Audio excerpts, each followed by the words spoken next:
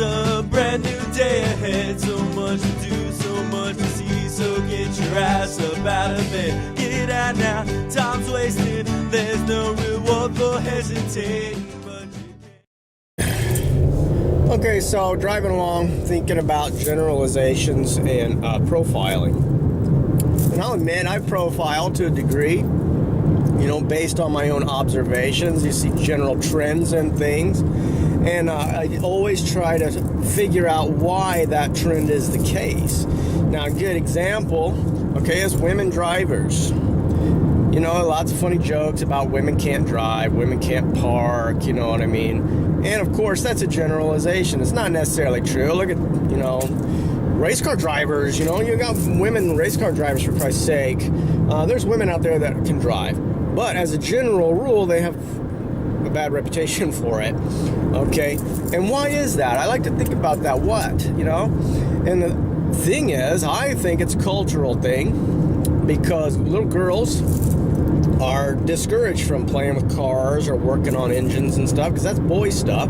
You know, girls are supposed to play with dolls and play with makeup and shit like that. And so you raise your daughters to value vanity, you know, and, you know, of course you play house and play with dolls because you want them to, you know, be good mothers and things. But the problem is then when they get to be 18, after having no experience with cars or engines or anything, you send them off to college and, you know, they have a car and you expect them to know how to change the oil and change tires and shit like that. Well, no experience, you know, anytime they maybe want to hang out with dad in the garage or something, you know, no, that's boy stuff, you don't want to do that, that's for boys, you know. And so I think the majority of the reason why we have so many women drivers out aren't really all that good at it, or, you know, we make fun of women that don't know how to change the oil and stuff. That's why, because we raised girls to stay away from that kind of thing.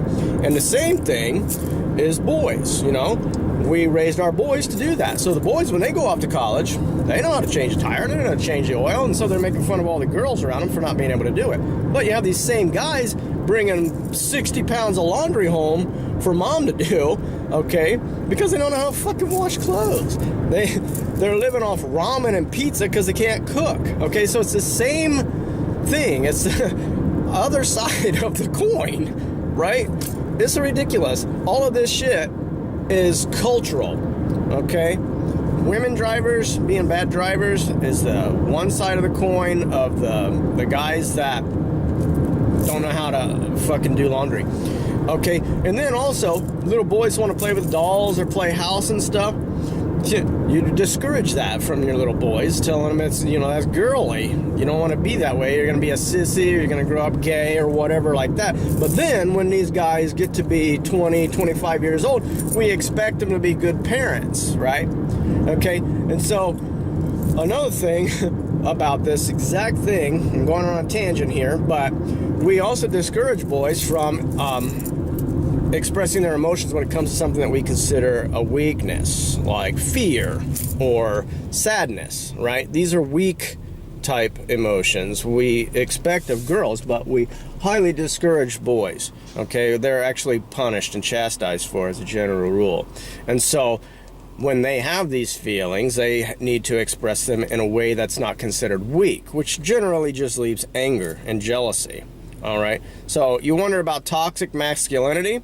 Okay, boys are being raised to be toxic masculine people, all right? And this is real, man. You look around you, think about the way you were raised when you were a little boy as opposed to the way that you were raised if you were a little girl. Okay, and look around you and see if I'm not telling you the truth, because this is actually true. Women drivers are bad drivers because they went 20 years with not being allowed to experience how to change a tire or to change the oil. Men are growing up, you know, treating women poorly and not expressing their emotions because that's how they were raised. You taught them to be that way, all right?